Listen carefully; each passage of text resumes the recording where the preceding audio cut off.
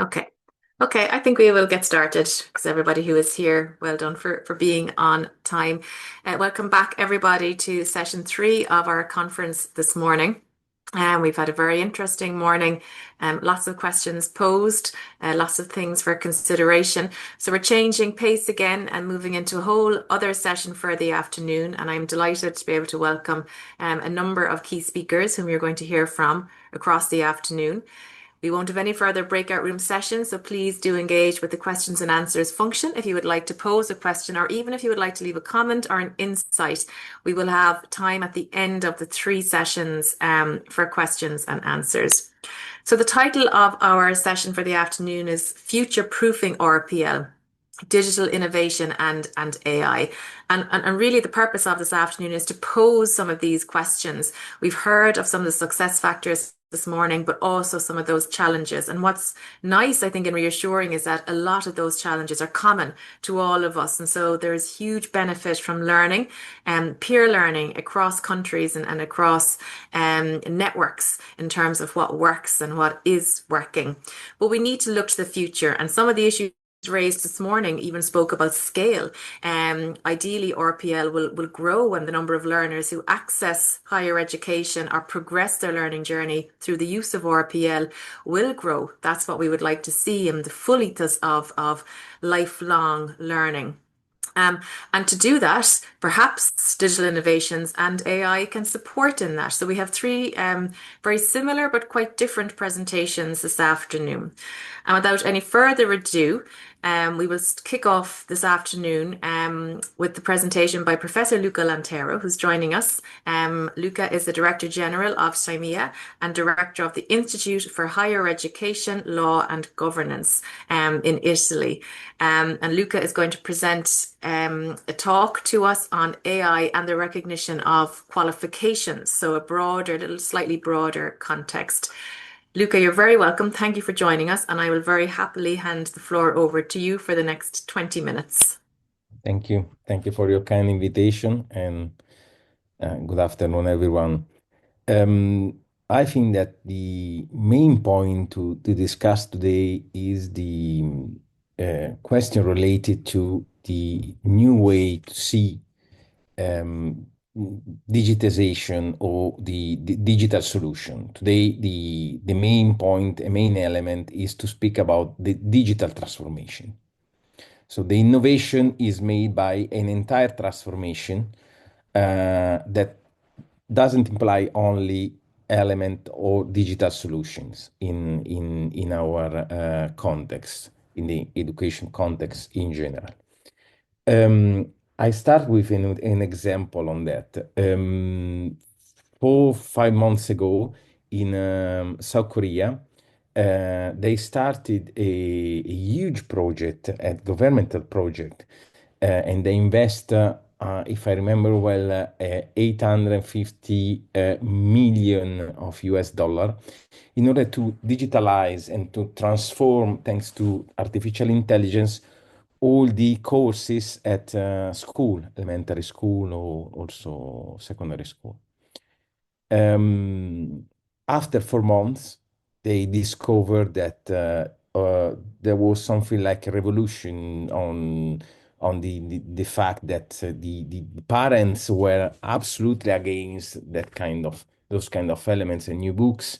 They found that a lot of problems.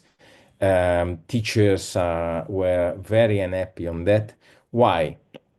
Because they started to create a system without involving all the actors. Today, when we speak about the digital solution, we have to speak, as I said, about a transformation. A revolution means that we have to see the everything on another angle. It means that the digital transformation imply the involvement of all the actors within an organization, a structure, one university, one school, or one system, of course, is a democratic process, means that it's necessary to have all the data in all the element to build solid data and solid elements to create artificial intelligence systems.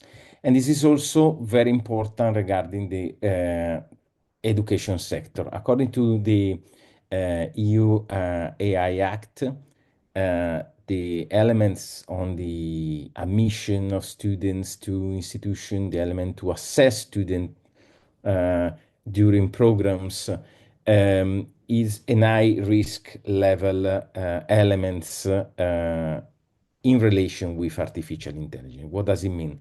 That because the artificial intelligence is a machine, is a system, uh, and because the education is a right, everything that is in relation with a personal right of a single person have to be considered as an high risk level.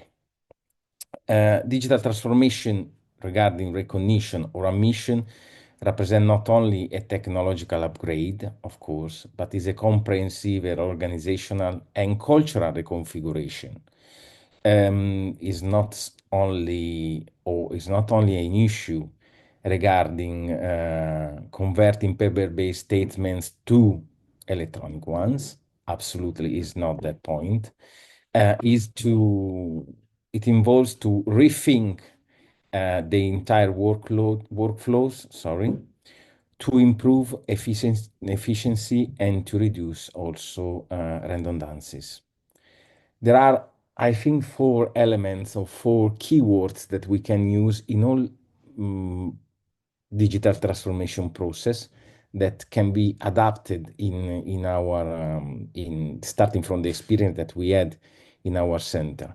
The first is quality by design. We of course have to design all the system starting from the quality and starting from the involvement of all the actors, as I said. Not only the final clients, so the person that need, in our case, the statement for recognition, but also starting to involve at the very beginning credential evaluators, operators, people that work in our organization. Then the other point is the elements regarding the ethic by design. This is another very important element considering the consequences of decision made by any kind of AI system. And then a human-centric approach. We cannot avoid the implication of the people within any kind of decision. A decision that, as I said, can change your life, because if you decide to not recognize a qualification for a person, this implies a lot of things also. And on the contrary, if you decide to recognize a qualification in a certain national system, also this implies some social effect, direct social effect within the national system. I would like to also call the fact that is needed in order to build any kind of new digital system to have a participatory approach, to involve everyone, to change the perspective that was an old one. I make you an example. 5 years ago, 6 years ago, we used to say, okay, we would like to develop that kind of software, that kind of digital solution. We call an external company. We ask to them to develop a system, and then we use the system. Today, that element is not possible. The first element, in order to develop any kind of digital solution, is to to rethink a process. Is more related to the management of the process instead of the final results. Uh, when we think to artificial intelligence, we expect to have results instead of to understand the process under those results. And it's very dangerous, that point, considering that in order to express any kind of personal rights, also the rights to know and to be transparent in any kind of administrative procedure, we need to know all the passages, all the elements, and why some decisions are taken instead of others, not only the final results. I make you an example. If I create a very wonderful system based on AI in order to compare qualification, and at the end, the person makes some complaints and want to express his or her right against that decision, uh, I have to prove all the elements, all the logics under those kind of decisions. It's not important only the results. And this is very important. And this is also the fact why the EU AI Act put that element as any other kind of administrative procedure within the level of high risk uh, when we speak about the use of artificial intelligence. But then there is another point that we cannot avoid, and this is the point about to pay particular attention to develop digital competencies and fostering AI literacy among the team, among your institution, also within the entire system. So this is another very interesting point that we have to collaborate to create together. Um, as I said, I really convinced that there are some elements today, and I'm very enthusiastic about the fact that artificial intelligence force us not to speak about digital solution. I'm not an IT expert. I think that most of you, maybe, you are not IT experts. You are expert on recognition, prior learning, education, or other elements. But why we together can speak about digital solution, artificial intelligence, digital transformation? Because it's not related only to those kind of system software or how to develop a database, but it's related to the rethink and have the possibility to rethink to our all our procedures, and for the first time in a very holistic way. The fact that we decide to close our center for 6 months, can you imagine? Not the center, the service, in order to our statement of comparability was closed last year for 6 months. That decision was taken jointly with our Ministry for Universities and Research, with our Ministry for Foreign Affairs. Our statement are useful to get a visa, to enter for study purposes in Italy, to enter in study courses. And why we decide to do that? Because we understood that without a possibility to reflect on our procedures, we can continue to provide the service, but the service at the end is not aligned or in line with the needs and requests of the people, and that is not it was not based on quality, but also starting from the needs of our credential evaluators. So those are some elements for that I would like to give to you for your reflection and discussion. Thank you.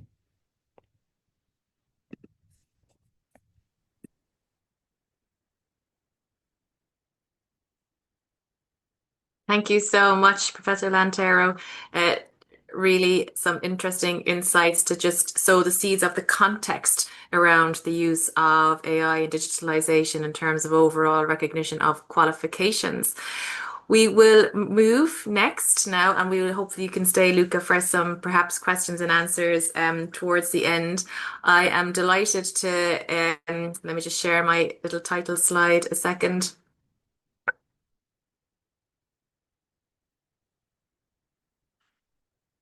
Our next speakers, is that moving on for me? Thank you. Move on.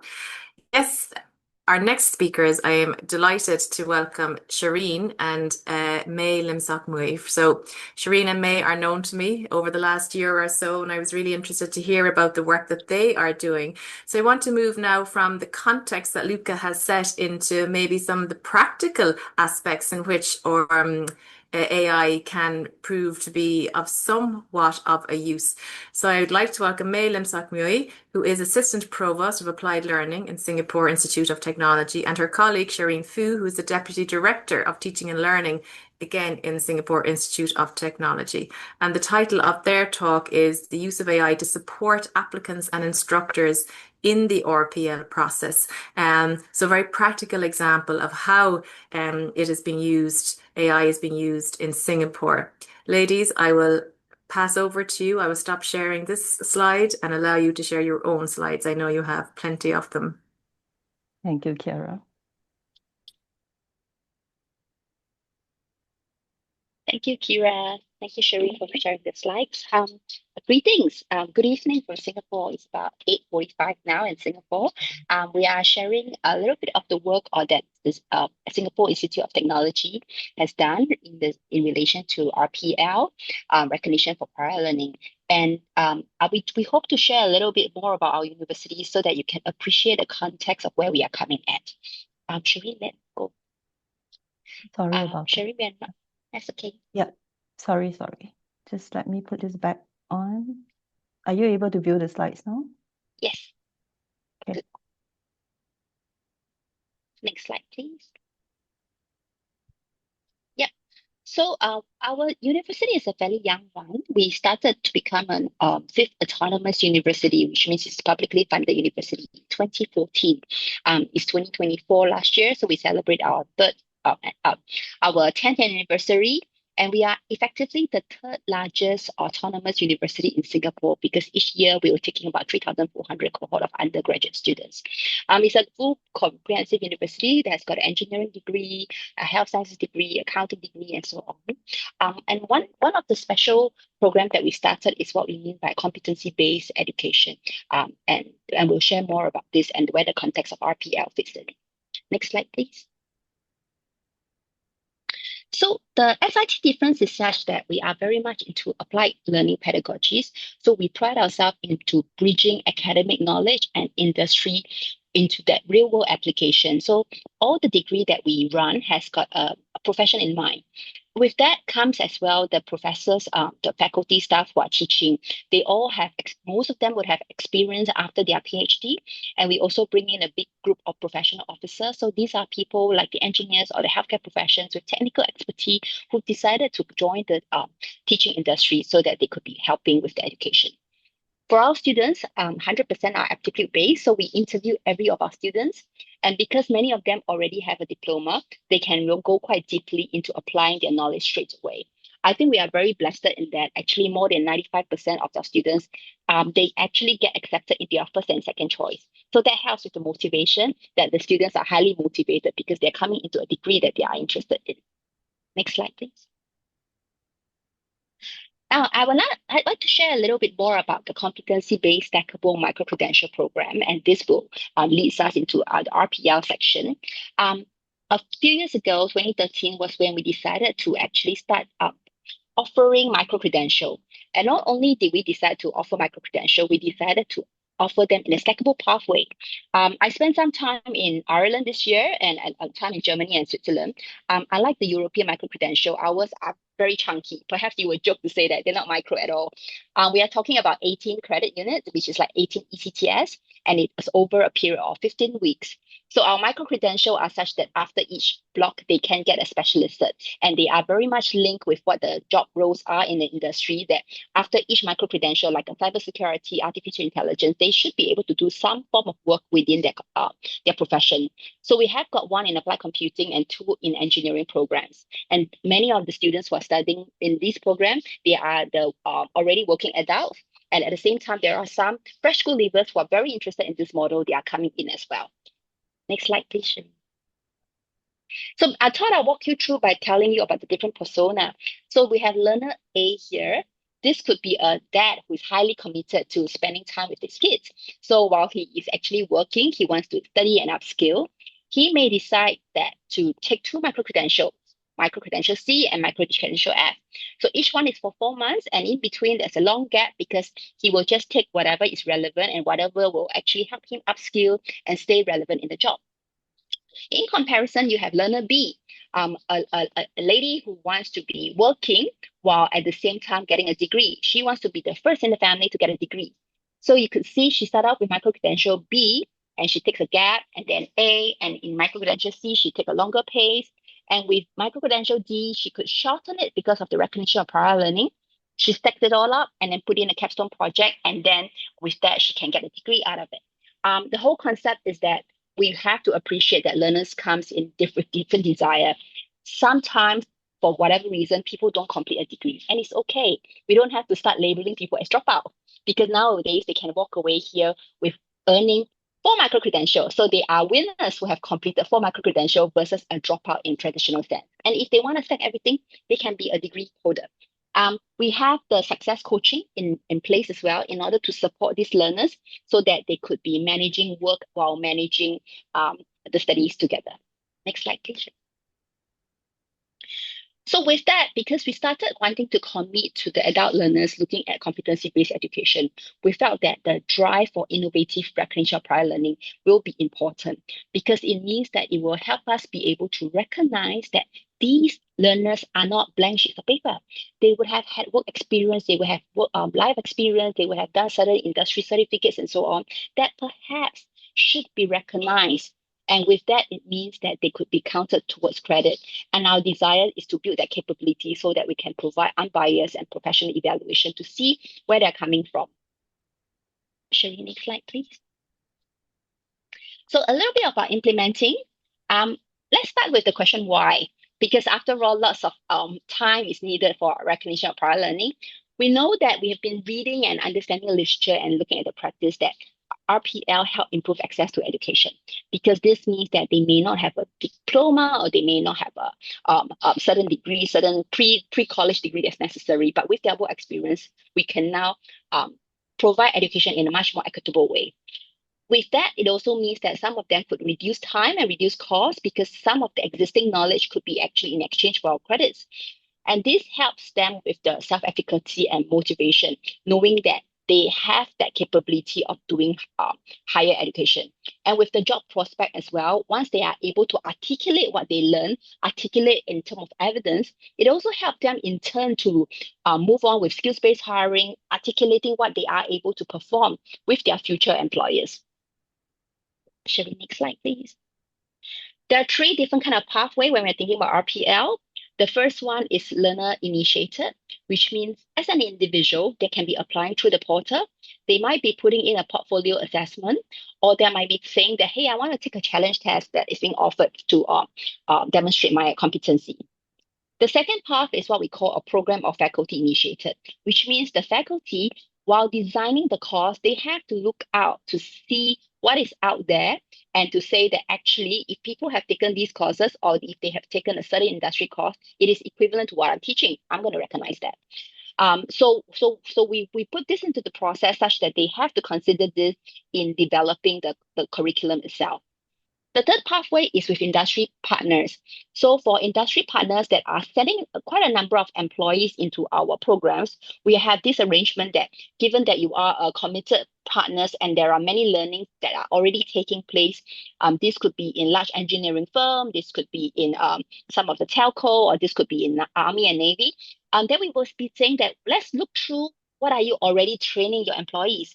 And if that is something that is substantial, can we not recognize the fact that you have trained your employee well and then send them over and we recognize what they have? So doing the industry crosswalk. Cherine, next slide, please.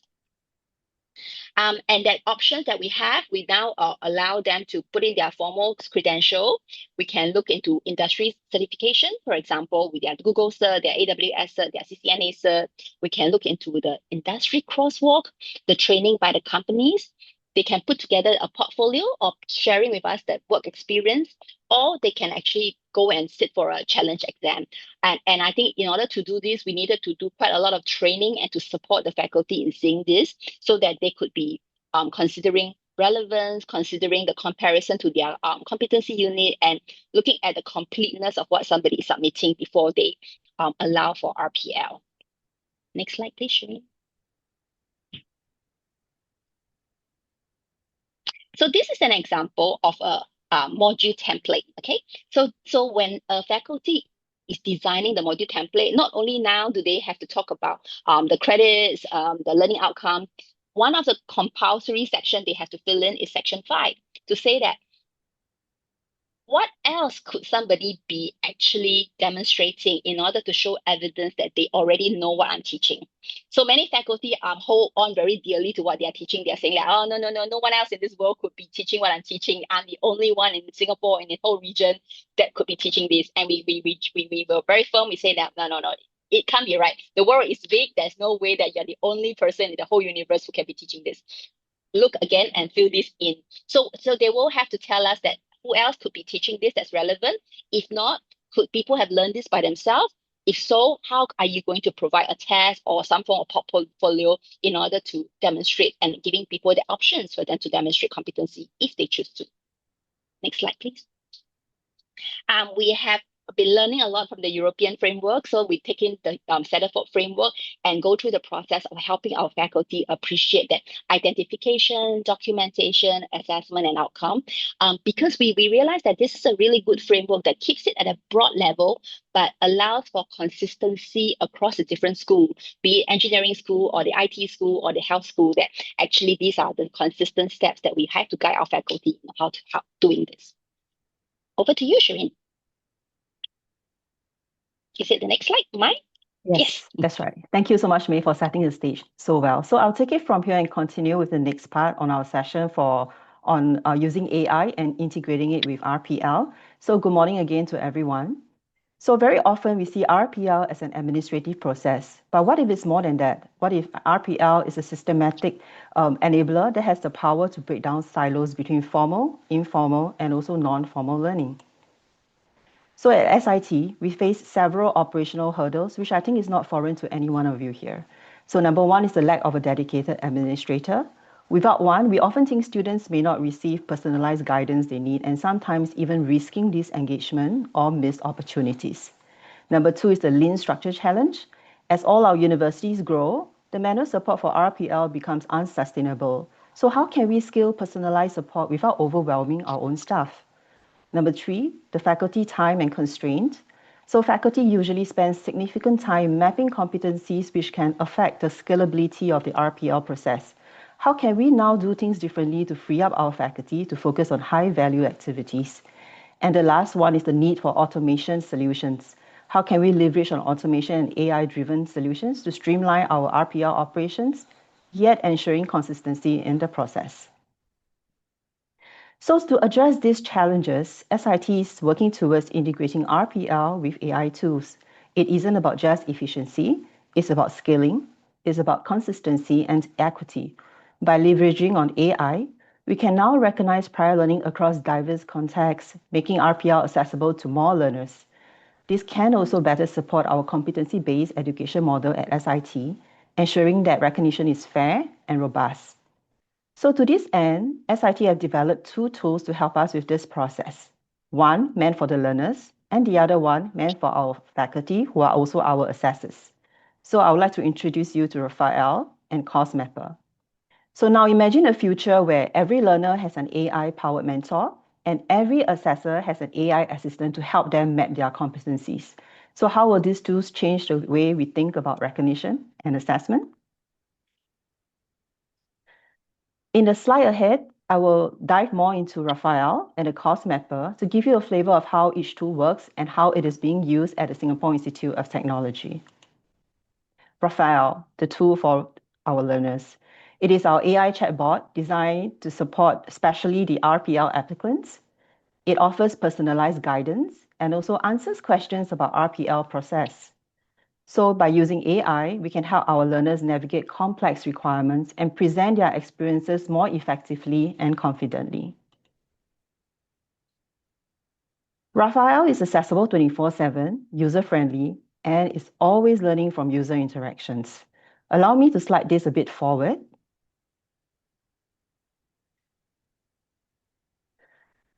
So this slide shows a sample of a student asking Raphael what is needed to RPL for the Cloud Computing Foundation.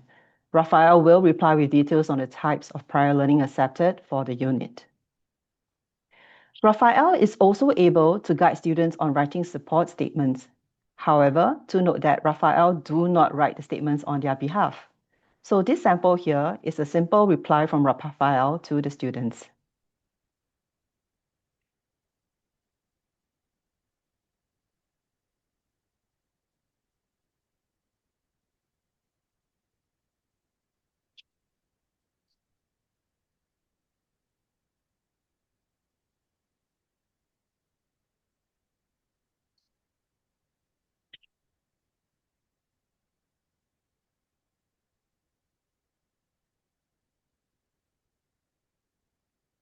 Users using Raphael can also easily give feedback on the AI responses. This helps us refine our algorithms and also enhance the chatbot's accuracy and relevance. The feedback loop builds the trust and ensures that our AI tool remains responsive to changing needs. And on our side, we also work very closely with our faculty assessors in improving the replies that we present to the students to ensure the accuracy. Next, we will move on to the Course Mapper, which is our latest AI-driven tool for mapping external courses to SIT internal courses. It was launched about 3 months ago and pretty much still in the pilot stage. So this tool helps our assessors evaluate course equivalency and generate detailed mapping rationales. Course Mapper is currently already being used for mapping our external curriculum to SIT standards. It also helps to facilitate articulation with the polytechnics and industry organizations in Singapore. So Course Mapper supports different views and dashboard for both our administrators and assessors. In this slide, I would like to give you a quick overview of the dashboard that an assessor uses in the Course Mapper. This dashboard allows the assessor to browse details of the external courses and the internal courses and run the mapping analysis between the two. So for examples for this company that I've chosen, I'm able to view the information of the company, for example, the details of the role, of the division, and the internal course that a person might have gone through while they have been with the company.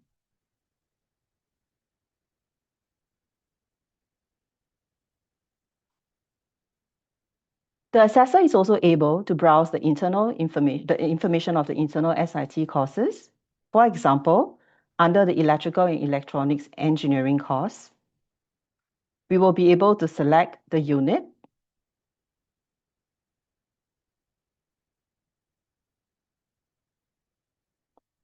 view the synopsis, and the topics covered, as well as the competencies required under each. And finally, when our assessor is ready to proceed with the mapping, they can simply select the external course with the other specific details to be mapped.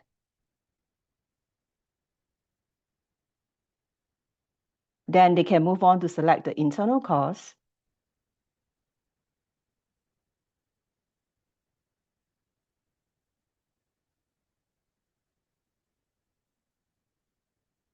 And once they're done, they can simply hit the AI analysis button.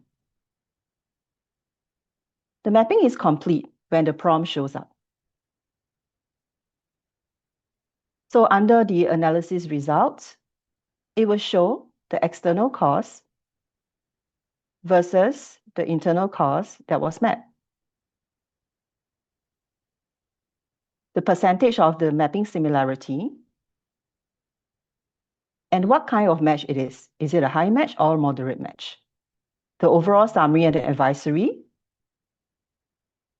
the information on the similarity, and even comparison at a competency unit level, showing whether is it a low degree or a moderate degree match. So if you would like, you may even save it as a HTML for future reference. In terms of longer term commitment, at SIT, we want to continually enhance Raphael and the course mapper. We are looking at a unified user experience, which allows us to streamline Raphael and course mapper into a consistent interface, increasing the user trust and validation, and enabling our users to verify AI recommendations to enhance the credibility. We also want to be able to refine the algorithm using feedback to improve mapping accuracy. And last but not least, the user engagement by actively involving our users to ensure AI tools evolve with their needs over time. So looking ahead, our vision of RPL using AI includes developing more sophisticated solutions that will help our assessors further. And some of these include an AI-assisted RPL chatbot for assessors, allowing our assessors to query policies, program, and past approvals. Being able to develop system recommendations for RPL approval, alerting our assessors if applicants meet requirements based on historical data, and even having an AI portfolio evaluator that allows assessors to upload RPL portfolio for rubric-based recommendation. In time to come, developing an AI-generated challenge test Avasta, which will help to generate questions and initial assessments of competencies. So these innovations could reshape credentialing and the workforce development, making recognition more dynamic, data-driven, and inclusive. RPL is really not just a process, it is a philosophy that values every learner's journey. With digital innovation and AI, we have tools to make recognition more inclusive, efficient, and impactful.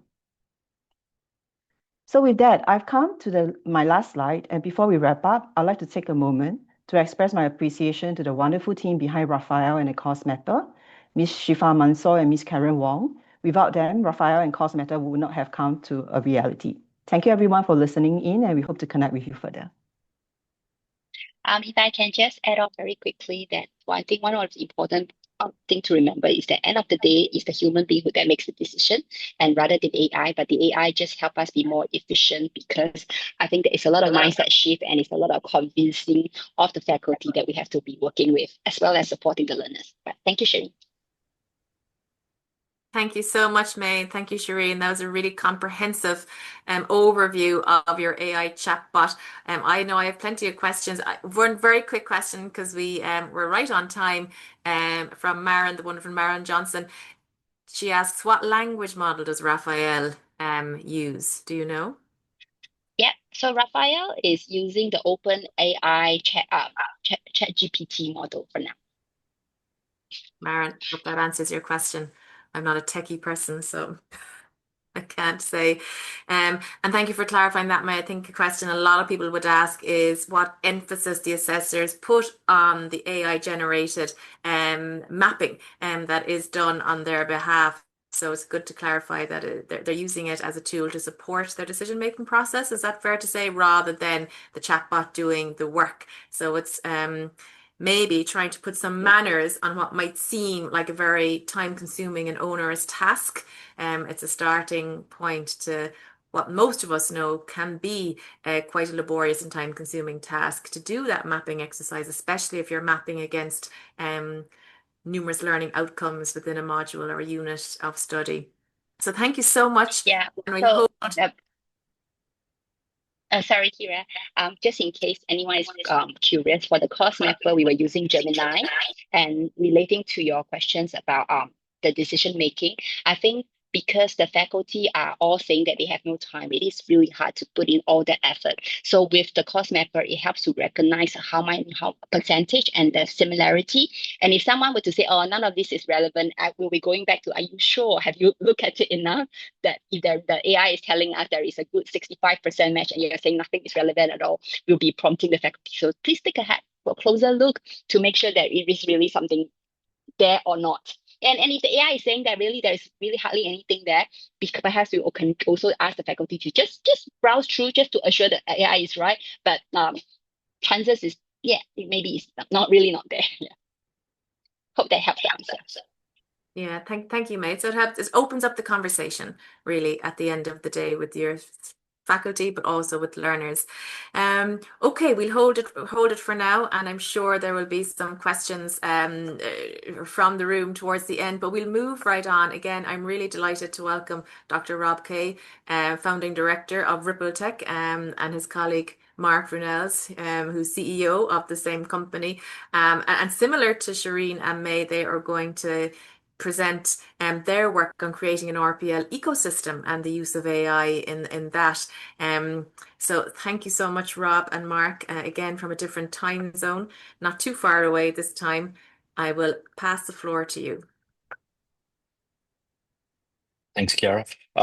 So I have quite a lot of slides, so I'll probably move fairly quickly through this, but I guess our starting point's possibly a little bit different to everybody else because we're coming at it from an industry perspective in the sense of industry bodies and employers and their view or their drivers around RPL. And in that context, there are a whole series of fairly large mega trends occurring around the world that we would say are probably really driving changes to RPL well beyond just the AI element of it, but actually how we think about RPL quite fundamentally, particularly around population, where skills actually exist in the world, and then where the demand for those skills actually lies. But of course, AI and robotics are coming very quickly to also impact on the whole way the workforce is coming together. This particular graph was developed by the Reserve Bank in Australia because their actuaries, they describe skills in interesting ways. So I'll try to explain it quickly.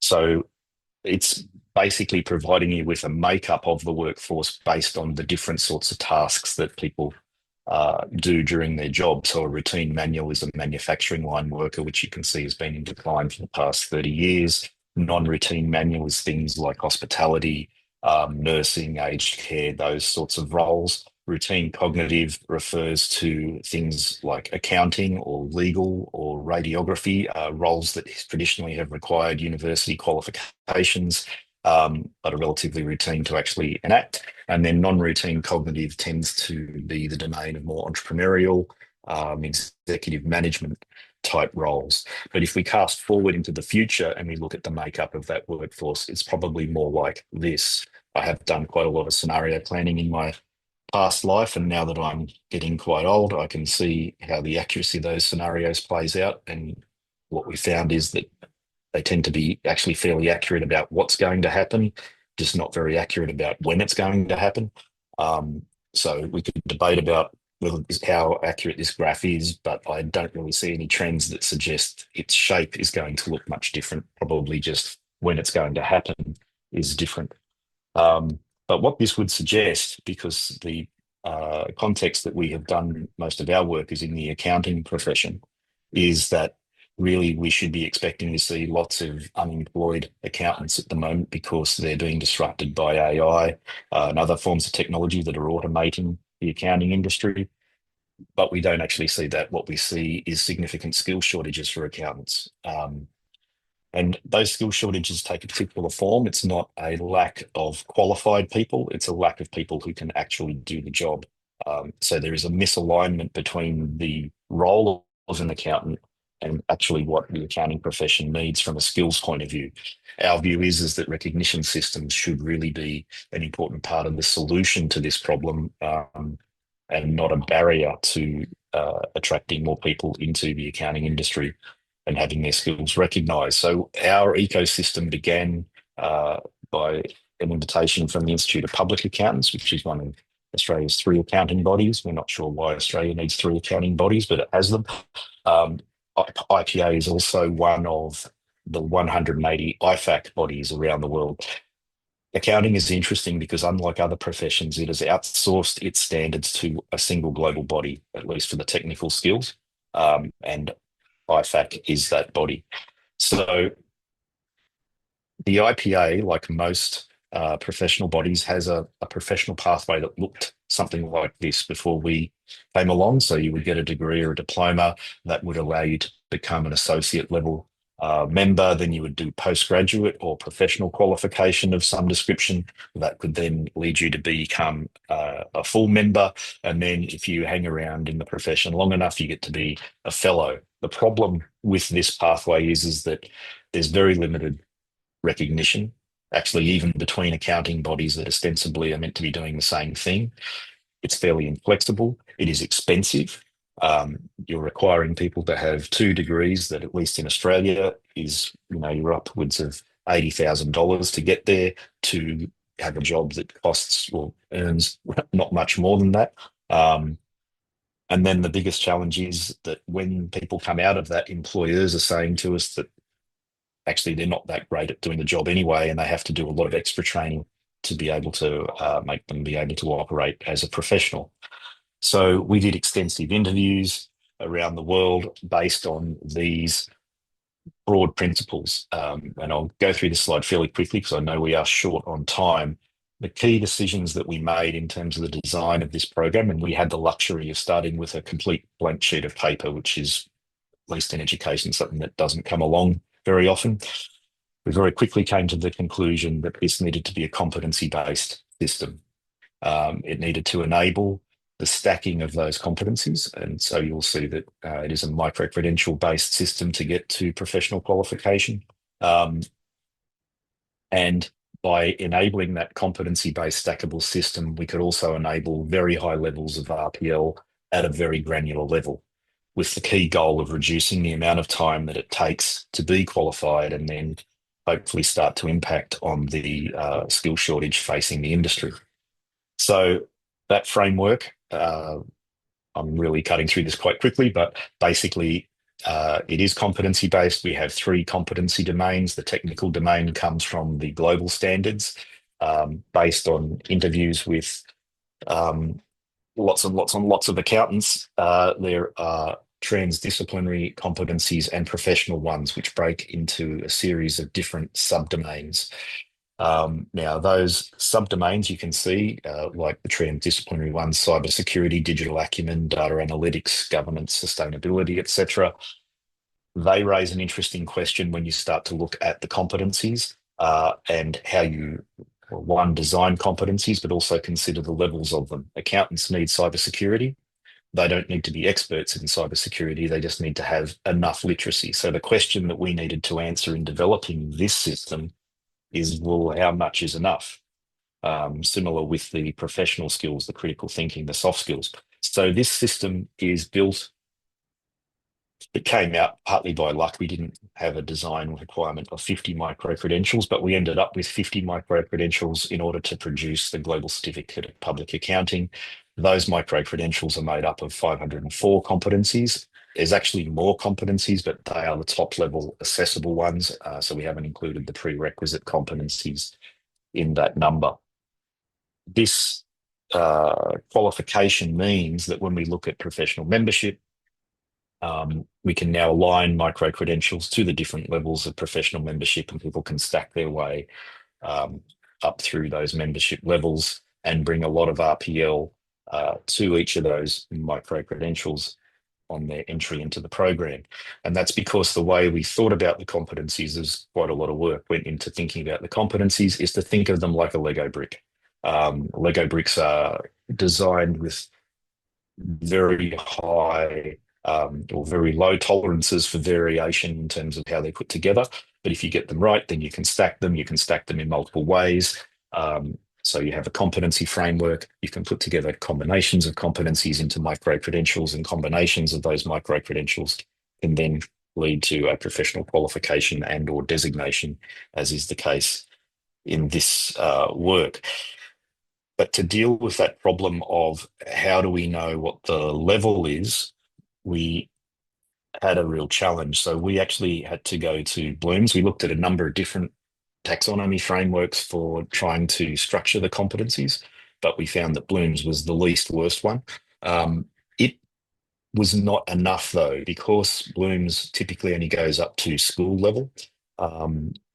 We extended it. So the metacognitive knowledge and epistemic knowledge that you can see down in the bottom right-hand corner, we actually had to write all of that specifically for the professional skills elements. So things like teamwork, where you would have a competency like being able to understand a situation from someone else's point of view, like the EB or epistemic type knowledge. None of those sorts of elements existed in Bloom's at the time that we picked it up. So that became the first step. That actually meant that then we could code all of the competencies for their cognitive process and knowledge dimension. So that they could be leveled. And then the outcome of that is when you look at things like this, if we take cybersecurity and data analytics as a profile of the whole competency domain underpinning the GCPA, you can see that those elements that are not all there, not peripheral, but adjacent to what an accountant needs to do, the vast majority of those competencies are actually relatively low level competencies against the Bloom's taxonomy. It also meant that we could then align assessments, because this is a competency-based system, competency-based in the Australian micro-credential framework. Micro-credentials are competency-based. That therefore requires that assessment should involve a demonstration of the skill. But different competencies or different levels of competencies require different levels of demonstration. So just memorizing a fact, like the tax rate, is fine up in the sort of the top left-hand corner that you can see there to just have a multiple choice assessment. That's okay. That's not appropriate for assessing a teamwork competency. For those, you need to have observation. This table that you can see here, if you click on the pattern, that the word of it has just gone out of my head, the QR code. If you get on the QR code, you're able to get the full table off our website for those who are interested, and it will show all the way that we do the how we have basically coded the assessments to the competency forms. But that then creates a problem, and I think the previous speakers were alluding to this problem as well, is that frankly it's a real pain to go through the process of mapping all of these competencies to either someone's individual skills, or when you're accrediting another program and trying to see what the equivalence is, particularly at the level of granularity that we're dealing with. So we needed to build a system to underpin that process to enable us to facilitate the ERPL and the accreditation processes for the IPA. So that system is broadly made up of 3 modules. The first module deals with all the different forms of evidence that you have to ingest into the system. One of the things that makes the RPL and accreditation processes so painful is that all the forms of evidence come in as bits of paper, as PDFs, as in different formats, in different languages. Whoever the assessor is having to spend enormous amounts of time actually just getting that information into a form where they can make the assessment, not actually doing the assessment at all. We've spoken to some industry bodies where, for example, work experience is one of the forms of evidence that they require. They measure work experience based on pay slips. So someone has to sit there and count up 3 years worth of pay slips in order to validate that there is 3 years worth of work experience. That's a fairly painful, soul-destroying process that someone has to do. It is a process that technology can be applied to. So that first module is really about just getting the information into a form where the computer can read it and we can do something with it. Then you have the competency framework or the requirement. So the competency framework that we have been working with is the one that we developed for the IPA, but it can be any competency framework. It's just a canister that you put in, take out, depending upon what the requirement is that you're wanting to assess. We can use little bits of AI to speed up that process, as we do with the standardization module. But as with the previous speakers, it is a human that makes the decision. So this is purely about efficiency. It is not about using AI to make decisions. It is just about trying to reduce the pain in terms of dealing with lots of pieces of information and trying to be able to provide quite granular, rigorous assessments of people's learning. So to just give you a couple of examples, because I'm conscious of time, here is one of the first applications of the tool that we're using is for migration assessments. So during the migration assessment, the person has to be identified. So the system uses bits of AI to basically populate it from the passport. Now, some of you may ask questions, and notice there's a few popping up in the chat about, well, how do you deal with validity of documents? Our view on validity of documents is it depends on who's doing the assessment. Different industry bodies, institutions, universities, systems all have different requirements for the level of validity of a document. So in this case, we're just using the AI to improve the efficiency of the way in which the data is put into the system. So there's less mistakes, it's faster, but we also can API to third-party passport validation organisations that provide that service, if that's what the particular assessing agency requires. Similarly, English language tests are another requirement within the migration assessment. This is done straight through API to the issuing body. Now, depending upon who the organisation is that's wanting to do this, they can again have different levels of validity that they require. So some require that the photo on this certificate matches the photo on the passport. Others don't require that. So again, it's dependent upon the level of validity is dependent upon the requirements of the particular organisation that is doing the assessments. Ripltec, as an organisation building this platform, we don't make decisions about that level of quality or the level of validity. That is up to the body to make that call. We just facilitate the efficiency of it. Similarly, then with qualifications, in this case, it's a very simple framework that's being looked at, so not particularly granular, but the assessor can go in, they can look at the testament, it's all held in there, etc. If you're looking, though, at a more granular assessment, so, for example, an accreditation, this is a view of the prototype that we have been using for the past 6 months to do accreditations for the IPA. A newer version of this is coming in the next month or two. But if we look at this list on the screen, you can see a whole range of different learning programs that have been or could be accredited by an industry body. If we click on one of those programs, okay, here's their Bachelor of Accounting.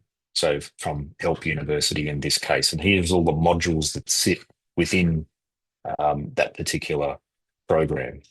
If we go into one of those particular units, here are the learning outcomes associated with that particular unit. Now, this is where it starts to get interesting, because these are typically what you would describe, like most higher education courses, volume of learning based in their design. So they're not competency based. And so we're needing to map between learning outcomes and competencies, which are not necessarily the same thing, but I'll talk in a moment to how we deal with that. But basically, here's your learning outcomes. We can then apply a bit of AI to making the process a little bit faster, in a similar way to the way the previous speakers were describing in the Singapore context. So at the top, you have the learning outcome that is within that particular unit or module. The AI is presenting to the assessor the competencies out of the 504 in the GCPA that it thinks are most similar, based on having done a few of these, to the learning objective above. The assessor still makes the decision about what that is. And all this is doing is saving them the time of scrolling through pages and pages and pages of an Excel spreadsheet of competencies in order to get to a decision. So when you look at what we're doing, it's not like it's a big AI solution. What we are doing is just providing little AIs, discrete AI solutions to each step in the process to try and make it a little bit more efficient. But we also think one of the outcomes of that is that because it is more efficient, it enables you to do more rigorous, more granular assessments. It enables the assessor to have less cognitive load, become less tired, they become more consistent in the way that they're making their decisions. So yes, there are time savings, but I think the benefit is perhaps even more so in the consistency associated with this and the level of extra depth and rigor that is achievable rather than just the time saving overall. And so then we can actually make assessments for RPL, for example. Here's how much different units could map, or a program could map to the GCPA across the different micro-credentials. Then there are, of course, business rules that apply in terms of how that RPL is done, but it means that students can at least just do an assessment-only type response to gain a micro-credential. They could get full credit if they have the full 6. We also make a distinction between what we would describe as assessed competencies, where the evidence that they have provided suggests that they have effectively demonstrated the competency in the past, or what we would describe as an addressed competency. They've had an experience, they've sat in a lecture, they might have some work experience, but they can't actually provide evidence of an effective demonstration of that competency. So therefore they would still need to do an assessment. Could be a make-up assessment, could be a custom assessment in order to get to that outcome. So overall, what we're looking to do is to build a system that extends on this sort of competency-based taxonomy to enable more granular assessments across all of these different stakeholders in the system, utilising different forms of learning evidence to provide more granular, rigorous, more efficient assessments depending upon what it is that the person needs. And I think I'm probably at about time, so I will stop there.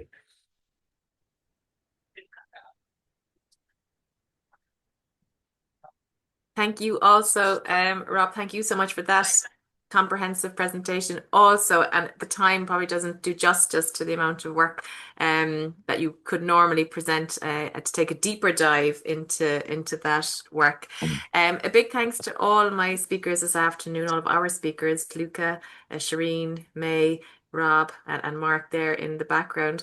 In the interest of not closing up our session, but posing some more questions. I know some of our panelists do have some questions to pose to you, and this might encourage others in the floor. Please feel free to raise your hand and we can unmute you and allow you to speak, but also please feel free to put your question into the questions and answer section also. Claire, my colleague Claire, I know you had a really interesting question. Would you like to pose that one, please?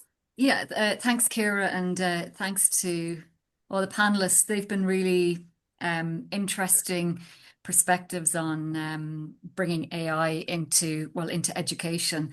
My question, and it's really aimed at all the panelists, is just in the development of your tools in response to a solution for RPL or the wider education spaces. Like, how have you considered the ethical questions of transparency, explainability, interpretability, specifically in relation to training data? Because the research tells us in, AI and education field that, if we don't ask these questions, there's potential for bias in that training data, which then translates to biases in decisions, which can lead to, inequity in relation to student or learner outcomes. So just for any of the panelists, really, just what have been the considerations around the ethics of training data for your model development? Thank you. I'm happy to take that. Thanks for the question, Claire. It is an important one. And for anybody that's interested on our website, we do actually have a research project around ethics and use of AI. If anybody wants to know more, that's somewhere you can go. But I'd like to make just 2 very short points. The first is Yes, the issue of data bias in training data does exist. Interestingly, no organization that we've worked with has ever identified clean data for us to use. What they all say, yes, we've got data, and then we actually say, can you hand it over? And then they go, well, actually, we've looked at it and we've got 32 different versions of spreadsheets and we've got applications. And if we try to clean it, it's going to blow out the entire budget. So what we're doing is actually starting typically with clean decisions made by assessors once we turn the platform on. I mean, obviously, we do a soft launch.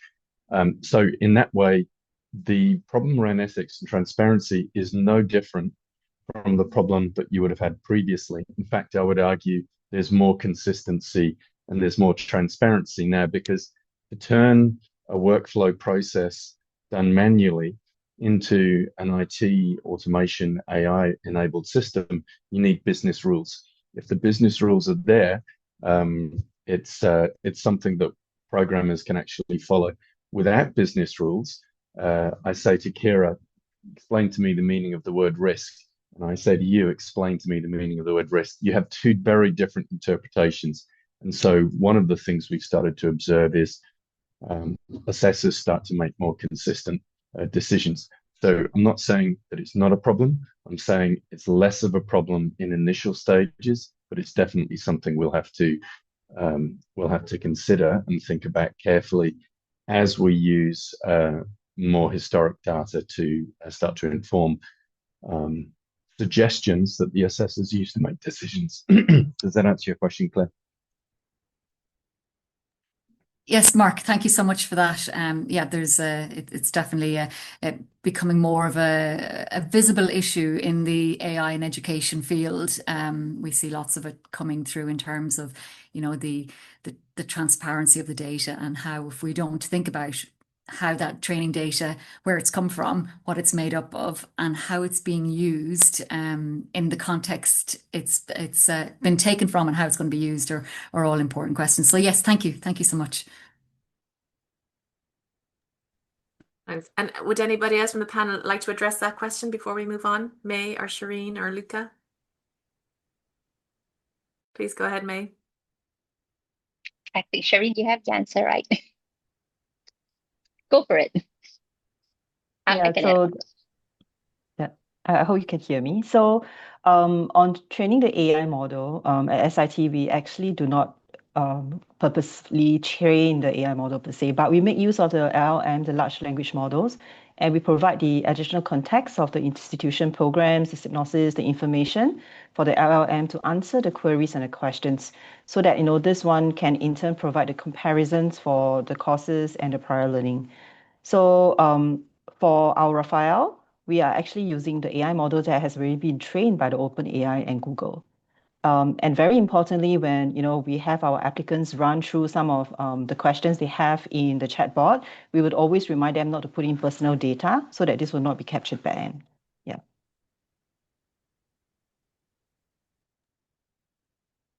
Thanks, Cherine. Thanks, May. I think it leads nicely on to Agnes. You had a question you'd like to pose. Yes, thank you. Thank you all for your presentations. It gave us, I think, a lot of food for thought, and especially May and Cherine, thanks for this very practical presentation, like how you apply AI in your institution. And I was wondering, what effects did the introduction of AI in the RPL process had in your institution?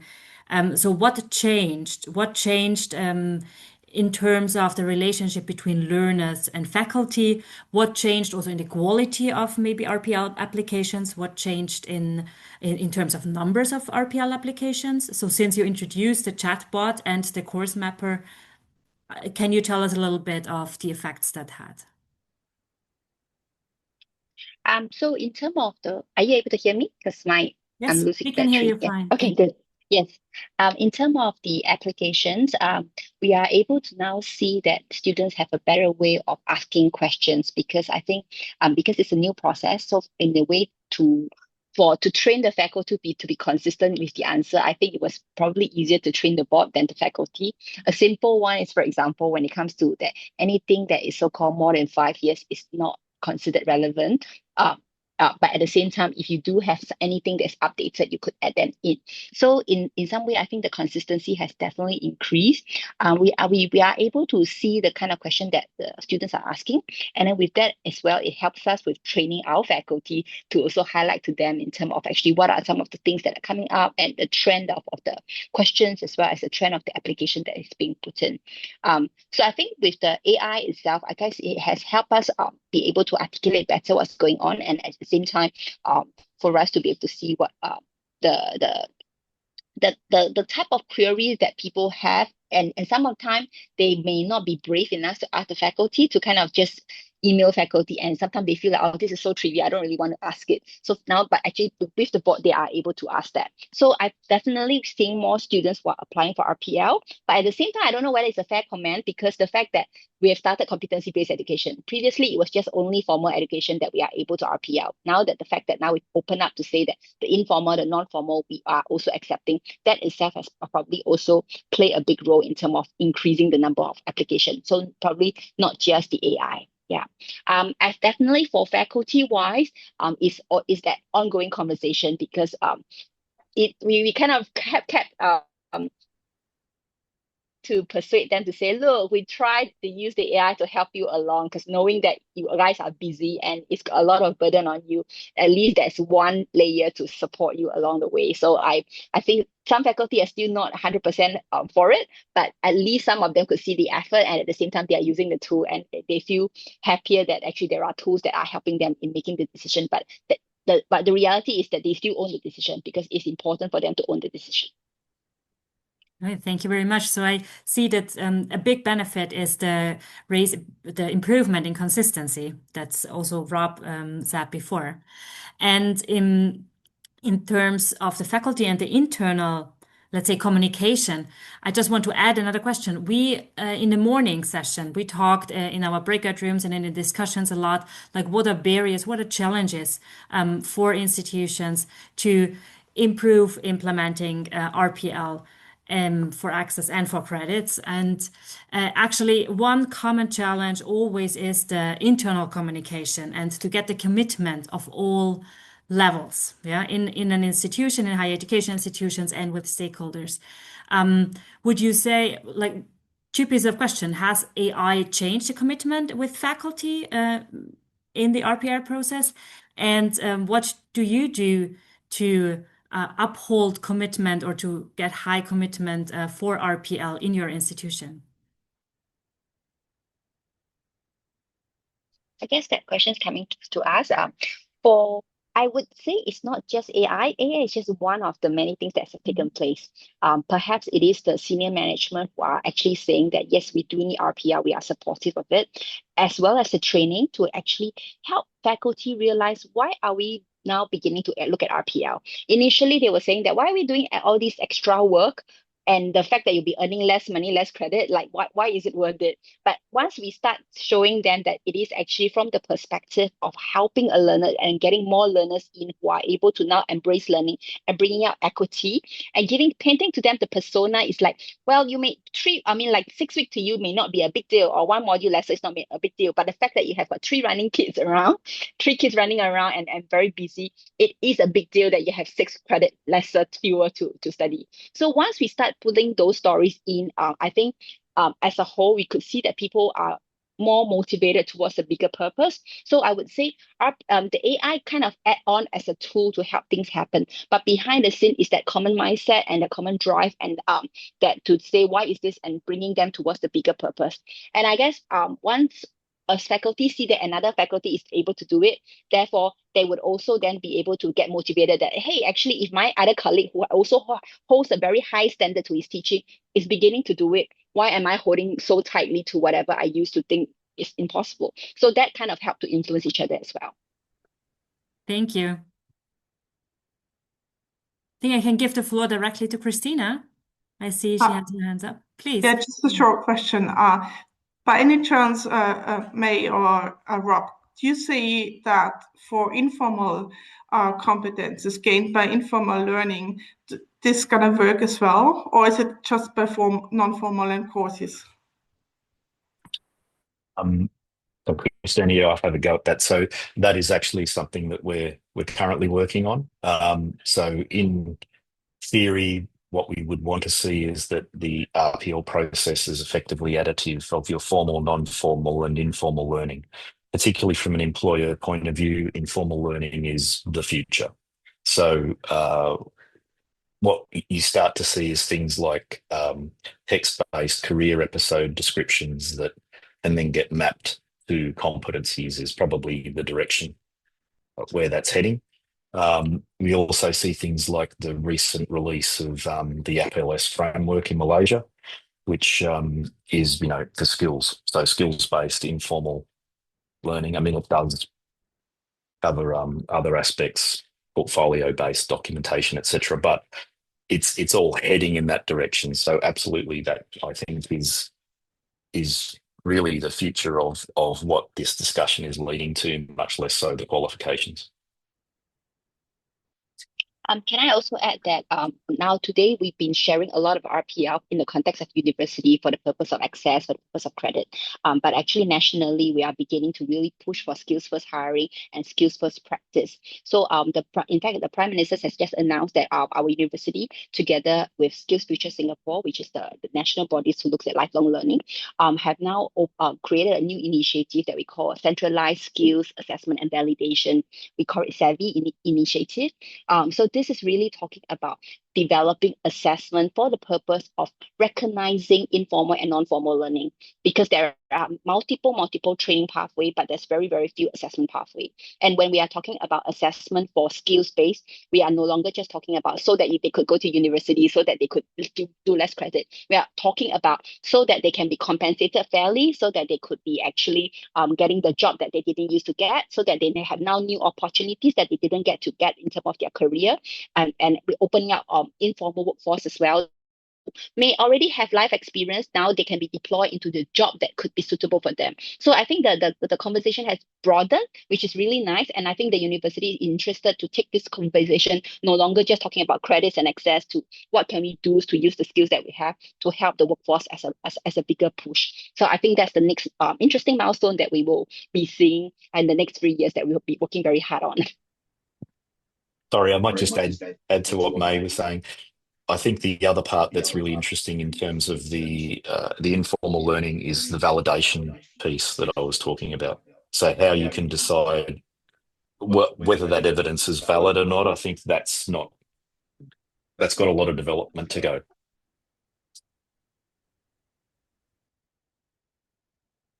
Thank you, Rob. Thank you, Christina, for the question. And Rob, as you were speaking, also a very nice comment in the questions and answers from Phil O'Leary here in Ireland, who said your last slide alone could encourage a conversation for a whole afternoon.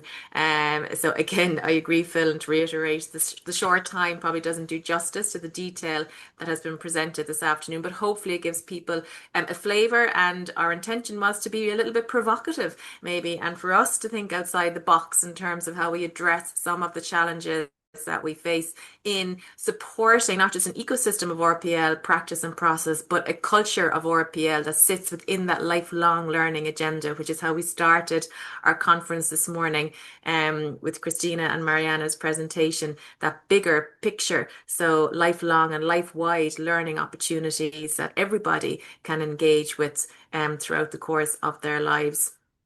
I don't see any further questions or comments in the chat. So I take it's been a long morning. I want to thank everybody. If anybody does, please do raise your hand. But if not, I think we're coming to a close anyway. We've done very well on time. A huge thanks to all of our speakers and panelists across the entire day. I have to give a very special thank you to my colleague Orla Kelly, who's very much in the background and has done an awful lot of work on the technical side of this whole conference. These things don't just happen. It takes a team effort, and there's huge involvement. On behalf of the RPL and Higher Education Project in Ireland, it was our pleasure to host the conference this year, and I can see several colleagues from the 14 partner institutions attending today's conference, which is wonderful. Also, huge thanks to Agnes and Andrea and all of our colleagues on the European network. We would like to think that many other countries might consider now joining the network, because it really is about sharing practice, and it provides us with the opportunity to discuss some of these issues. That's what we do at the network meetings. Agnes, is there any final comments that you might like to say before we wrap up? Just from my side, a very big thank you to Chiara and all of you for hosting this conference. This has been a great day, and yeah, as I said, a lot of food for thought. And I look forward to further conferences and discussions with everyone involved. Thank you, Chiara. Thank you, Agnes. And just to rest assured, everybody who is on the call, everything will be made available to you within the coming days in terms of slides, presentations. All of our contact details will be available, so please feel free to contact us with any questions. I know Orla has also created a nice little feedback survey as part of the thank you, which will go out to all of you. We'd be very grateful if you could complete that, because that'll help us to develop for next year's conference with some ideas. So thank you all. I'm very happy to bring the session to a close, and I look forward to meeting several people in person now this afternoon in Ireland. But for those of you from every country that is represented here, thank you for your attendance, your engagement, and again, thanks to all the panelists. Wishing you all a lovely afternoon wherever you are.